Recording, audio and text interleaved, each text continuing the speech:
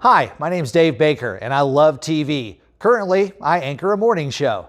With just under a month to go before the October 14th primary election, recent polls showing that Lafayette Mayor President Josh Guillory is quite vulnerable in his bid for re-election. But I'm also a meteorologist. Focus on Lee, which had unprecedented strengthening yesterday, and the hurricane hunters were finally able to get out there. I also do feature stories, and I shoot my own video. Make sure you get an extra bread for the road because it's going to be really hard to resist. I also start the day making the coffee for my crew.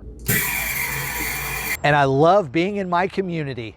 If you go with that /give food, then all the money that's raised will go directly to New Iberia and tornado recovery. We will be here until 7 o'clock tonight.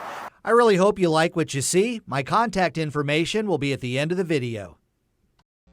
From the KATC Weather Lab, here's Dave's forecast. Still holding at 77 here in the hub city with the dew point at 75. That feels like heat index right now at about 78 degrees with a calm wind. It is kind of sticky out there, especially along and south of I-10. Inland parishes, though, the dew points are relatively low, and we've seen our temperatures manage to drop down into the upper 60s and lower 70s. Our frontal boundary is way out here in the Gulf waters. It's just going to go ahead and wash out. So eventually we'll see that southerly flow returning, and that big ridge of high pressure that's been frying the desert Southwest is going to make its move across the country. So triple-digit heat is going to be moving not just up to Acadiana, but also across the middle part of the country and eventually into the Great Lakes. A couple of isolated showers could be along the coast, but I don't think we're going to see a lot of action out there today as temperatures climb into the mid-90s. We'll drop into the mid-70s overnight tonight and then back to about 96 for your high tomorrow. Again, a couple of isolated showers are possible generally along the coast. By Thursday, as that front out in the offshore waters washes out, we'll see a little more of a southerly flow kicking back in. So with a little extra moisture in place, some of the showers and thunderstorms might be reaching the I-10 corridor as we head into the afternoon hours on Thursday. Your high today should hit 96. We'll see that heat index getting up to about 102. Meanwhile, as we look at our extended forecast, we're talking about temperatures staying in the mid-90s at least through Thursday and then starting to climb here as we go into the weekend, perhaps even hitting 100 degrees as we get into Monday. With the rest of the month's temperatures setting up like this, it looks like we're easily going to smash the current record of the hottest July, which was 85.5. We're running at 86.7. That includes yesterday's high and low.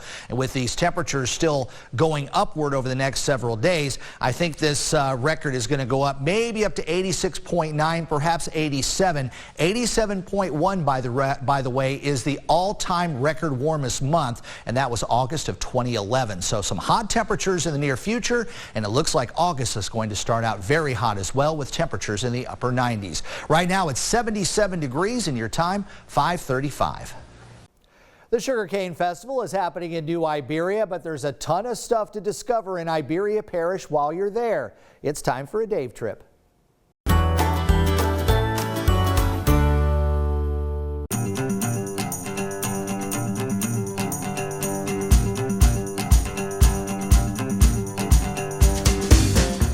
In the heart of what's known as the Queen City on the Bayou Teche, Main Street is literally the main attraction. Renovations over the past several years has brought this part of New Iberia back to life, and with new tourist information at Bulani Plaza, it's a great place to start your tour of Iberia Parish. Of course, there's the beautiful Bayou Teche, several buildings that are on the National Historic Register, the shadows on the Teche, beautiful homes with incredible architecture and mossy oaks keeping you shaded and cool. Visit the grotto, the library, and the George Rodrigue Park. Head east to Jeanneret, home of the historic Lejeun's Bakery. They've been making their French bread the same way for well over 100 years.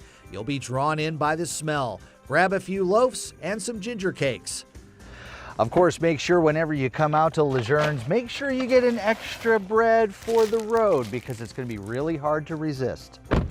Over in Lauraville, you can visit the newly erected Acadian Odyssey Monument. Most people think of St. Martinville and the Evangeline Oak as the region where the Acadians first settled, but new evidence might lead to Lauraville, including one of the original Acadian leaders, Beausoleil Broussard. It's right on Bayou Teche near the bridge. Of course, there's Avery Island, the home of Tabasco, and Jungle Gardens. See how the famous hot sauce is made and enjoy those beautiful oaks, the gardens, the bird sanctuary, and even catch a glimpse of a few alligators. Go out to the west, right on the Parish line to the town of Delcombe. That's where you can grab some fresh shrimp right off the boat. And don't forget the gorgeous Jefferson Island right on Lake Penieur, Rip Van Winkle Gardens. It was recently named the most peaceful park in Louisiana. Enjoy the history of the home of Joseph Jefferson, a famous actor from the late 19th century. And in between, the sweetness of sugarcane, rows and rows for miles and miles. For Acadiana's News Channel, I'm Dave Baker. With just under a month to go before the October 14th primary election, recent polls showing that Lafayette Mayor President Josh Guillory is quite vulnerable in his bid for re-election. Guillory wrapping up his first term in office. He faces Monique Blanco-Boulay and Jan Swift. Both are Republicans. The poll was conducted by Shreveport-based membership organization Vantage Data House. It's a nonpartisan group that claims it doesn't work for candidates. The poll surveyed 350 likely voters between September the 10th and September the 12th. It showed that if the election were held today, Guillory and Blanco-Boulay would both poll at 25%, Swift getting 19% of the vote, and another 31% were undecided. So we reached out to all three candidates for a comment, Swift saying, quote, "Clearly my message is what the citizens of Lafayette Parish want. I'm a lifelong Republican conservative of 42 years who's ready to fight to end waste, fraud, and corruption in consolidated government," end quote. Blanco-Boulay responding in part, quote, "These poll numbers reflect the feedback we hear every day. Lafayette wants leadership it can be proud of. I'm the candidate with momentum," end quote. And Guillory's campaign essentially calling the poll bogus, saying, quote, "This poll is so blatantly and patently biased." You can read their full responses right now on our website, katc.com. With less than a month away from the 2023 election, this morning we want to know, have you made your decision for this year's mayoral candidate? To cast your vote, you can head to katc.com/vote and be sure to stay tuned to GMA as we'll be sharing the results a little bit later in the show. And as a reminder, if you haven't registered to vote yet, you must do so online by Saturday. Early voting begins September 30th and continues through October 7th, excluding October 1st, which is a Sunday. We have all this information posted on our website. Today's cool school is Erath High School. Students and local leaders were on hand for a ribbon cutting to unveil their new scoreboard at Bobcat Stadium. The scoreboard by Gives Back and other community sponsors helped bring it to Erath. The principal saying they're so appreciative that the community is supported by so many organizations and businesses. The new scoreboard will be used for football, soccer, track, cross country, and other events hosted for the youth of Vermilion Parish. If you have a cool school, let us know. Send me an email to coolschools@katctv.com. Put Cool Schools in the subject line, include a picture and a short story about why your school is cool.